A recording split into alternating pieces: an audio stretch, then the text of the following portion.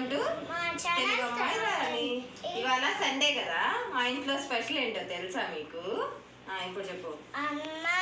వేడి అన్నం, వేడి వేడి సాంబార్, వేడి వేడిగా ఉప్పు చేప. ఇంకా ఉప్పు చేప ఏమో మా చిన్న అబ్బాయి కోసం, లెగ్ పీసులేమో పెద్ద అబ్బాయి కోసం, ఇంకా పెరుగు, చల్లటి పెరుగు, ఉప్పు కూడా ఉంది. ఇవాళ మీ ఇంట్లో ఏం చేసుకున్నారో కమెంట్స్ లో చెప్పండి. By by.